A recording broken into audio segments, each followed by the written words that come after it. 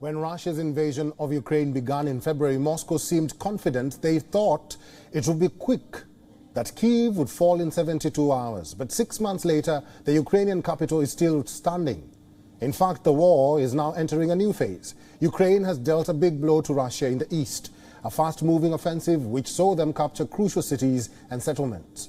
The counterattack began in the final days of August. It was first focused on the southern region of Kherson.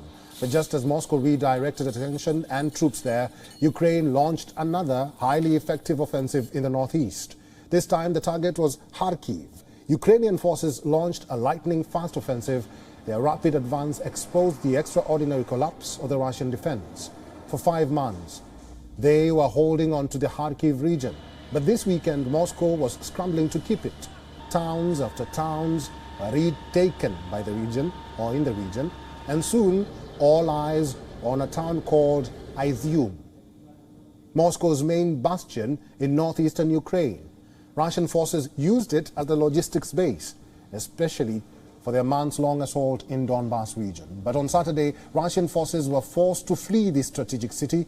Soon the Ukrainian flag was fluttering again in Izium, a feat that was lauded by President Volodymyr Zelensky.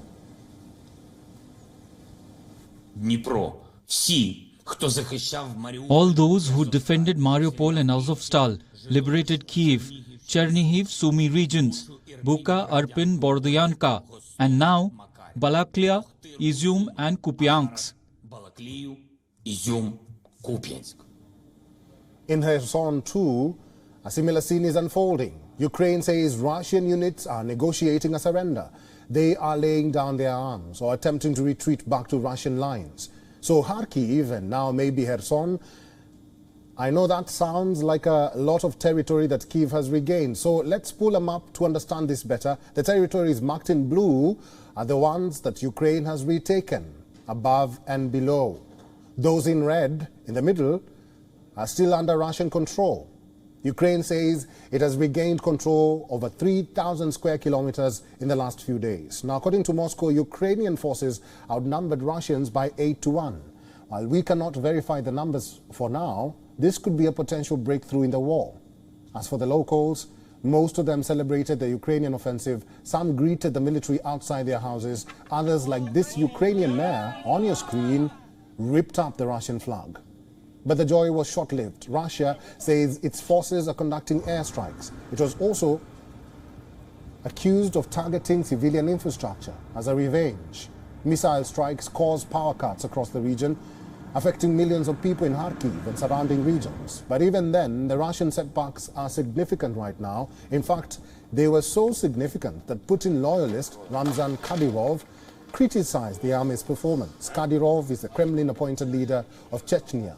He says the army has made mistakes in Ukraine and even suggested that Putin might not be aware of the real state of affairs. Kadyrov has always been hyper-loyal to Moscow, but this rare criticism suggests that even the Chechen leader is worried. Currently, all eyes are on the Russian President Vladimir Putin. Just days ago, he told the Russian public that Moscow has lost nothing in this war. But the losses of the last few days could be difficult to cover. The recent debacle has provoked outrage among Russian military bloggers and even patriotic commentators. They slammed the Kremlin for failing to mobilize more forces and take stronger action against Ukraine. For now, the Kremlin says Russia will achieve its military goals in Ukraine. As for Kyiv, it is pushing on with its offensive, trying to regain more and more territory. After 200 days, will this be the offensive that changes the tide of the war? Only time will tell.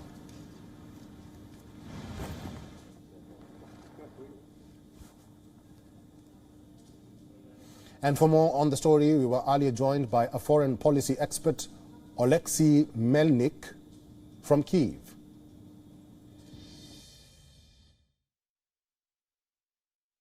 It's obvious, quite obvious, that a successful Ukrainian counteroffensive on the northern part of the front line took Russians by surprise.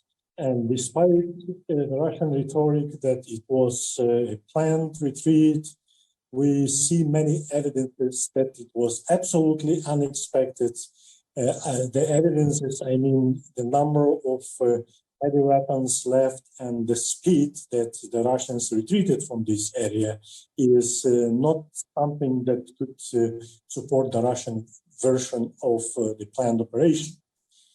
And I think it was a result of the well-done preparation, many months of preparing the battleground by the Ukrainian side. I mean, generating manpower, concentrating logistics and heavy weaponry.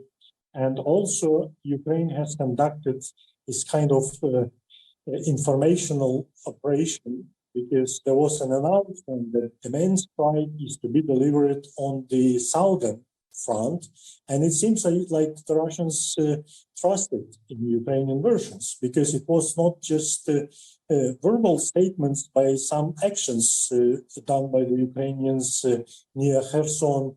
It's on the south of Ukraine. That's why Russians redeployed their best units from north to the south, and what actually made Ukrainian success possible. As for the other key factors, in addition to, I think, very professional planning, one of the crucial factors were Ukrainian ability, not just presence of Western-made weapons, but Ukrainian ability to use this weapon both on the tactical level and on the strategic level. So the simple fact of having modern weapons and equipment is not enough, because we all remember what happened in Afghanistan when the Americans invested heavily in equipping Afghan forces, but it didn't deliver anything.